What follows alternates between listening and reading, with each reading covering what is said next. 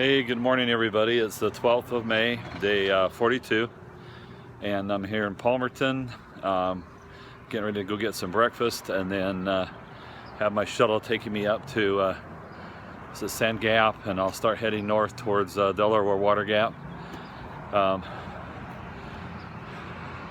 I basically have, I don't know, about 23 miles, I think, to get there.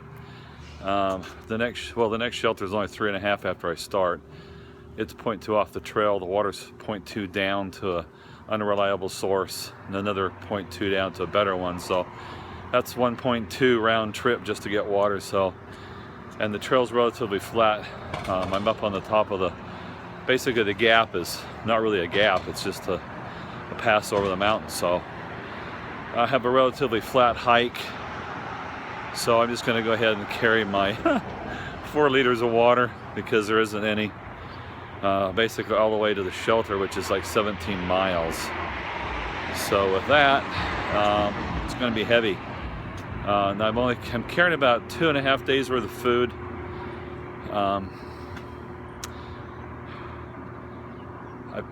I probably have a little bit more than I need. I probably only need a day and a half because I would end up into town, but it may be one of those where I get in kind of so late into Delaware Water Gap that I just go to the Pocono Inn and call it a day.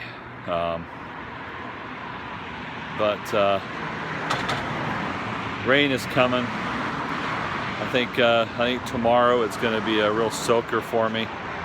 It's going to get wet. A lot of water, a lot of rain coming, so there's not much I can do about it. So it's gonna be fun, all right? It's always fun when you're hiking. All right, everybody, let's go do this today. Let me talk a little bit about trail intel. You know, people have a different way of describing different stuff, and you've heard me describe rocks and in my own way,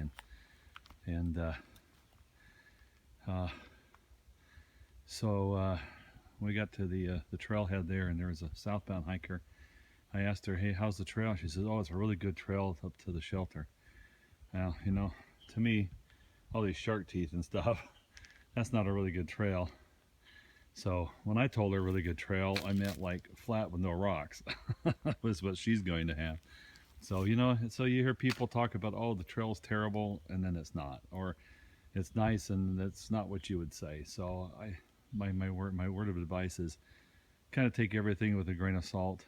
You know, you won't know until you get out and actually hike it yourself what the trail is actually like, and things change over time. What you consider terrible, you know, in Georgia doesn't look quite so bad anymore, for example. You know, so things change.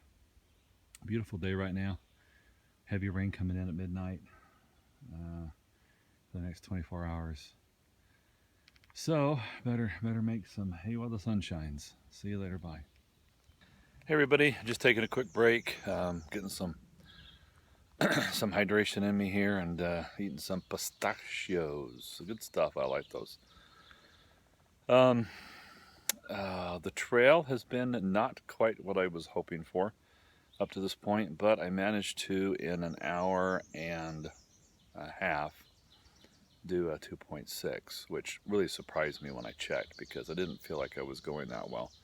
Matter of fact, my ankles are just hurting today, and my thighs from yesterday's ordeal coming off the Lehigh Gap, off the rocks there. So anyway, just a quick break, and it's beautiful out here. Quiet except for the birds, and it's a lot of solitude. If you get a chance to do some of this stuff, I highly recommend it. It's good for the soul.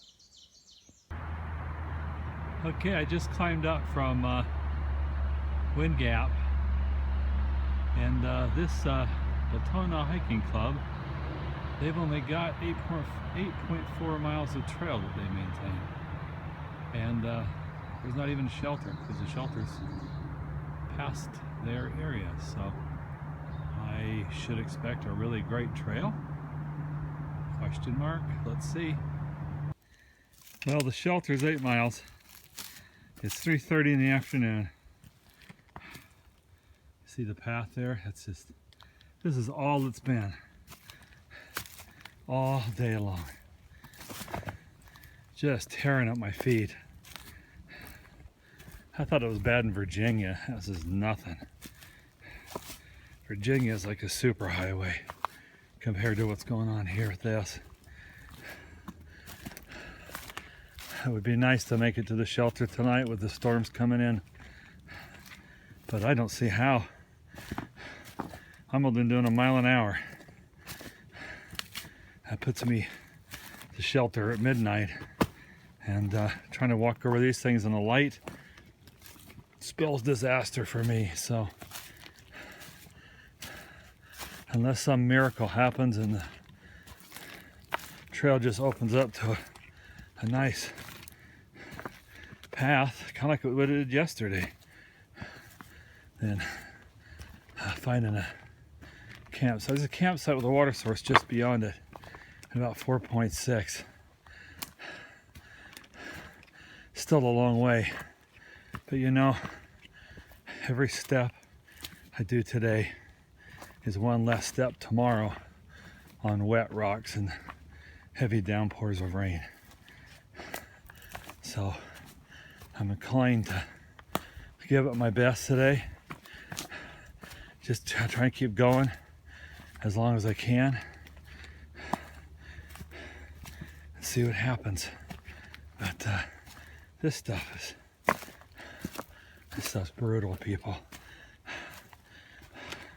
Oh,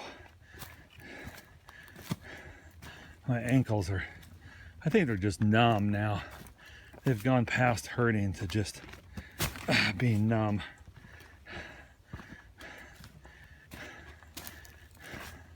I suppose if you have a little bit longer legs than me, you could probably make a little better time in here, because you actually have the ability to pick out better places to step. But when you get short legs, you kind of go with what's presented to you, and sometimes there's not good gaps in between, good places to put your foot down. Anyway, hopefully I'll check in at the end of the day. If not, I'll give you a recap in the morning. Bye. Well, it's 5:30. I got about, I think, 5 miles to go. Any hope of getting to the shelter tonight was just dashed by a southbound section hiker who said he had left the shelter 4 hours ago. So that puts it at 9:30, which is well into the dark. So I don't know, I don't think I dare do these rocks in the dark. It's not worth ending my hike over what in the military flying game we call get home-itis. So now it's, I think, finding the camping spot that's going to be the task at hand, and we'll get everything set up and get dinner before, you know, the rains come in tonight, and then just have to deal with the wet pack out in the morning and go from there. No rain, which I'm going to have tonight. No pain, which I've had for most of Pennsylvania. No Maine. So I got the 2. Should be able to get the 3rd, right? Just got to keep enduring it. Sometimes I almost am in a numb state of mind just walking. Just kind of put my head down and just start picking the spots out, and just lose total track of time. Would you believe it if I told you that sometimes I feel like I'm walking on just the leg stubs? The cheese grater here is completely worn down my feet. All the way to my shins.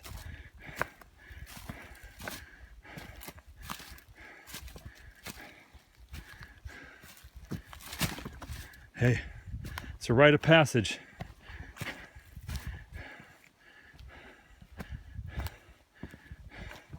I might have to dance a jig when I cross the Pennsylvania-New Jersey line, except I hear that the rocks don't really stop there. They eventually fade, but New Jersey's got them too.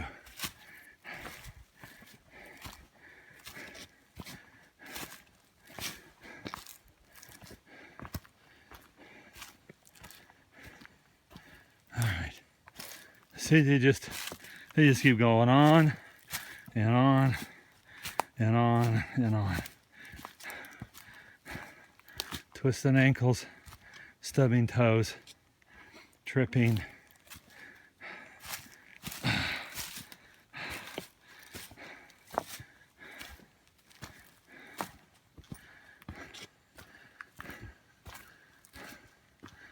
It's just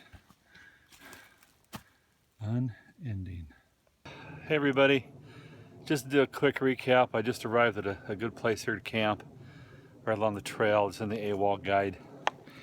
Wow, I did a 13.8 today, which I think is the most I've done so far, and that was all over rocks, 95% rocks. My feet are killing me. It's time to stop. About 200 yards back, I stumbled and wrenched my ankle pretty good. It'd be a severe sprain if I didn't have over the ankle boots. I gotta kind of keep moving around here a little bit, sorry. Otherwise, my body's gonna stiffen up. I've got a liter of water and about a cup in another container. That'll do me for supper tonight, and there's a water source.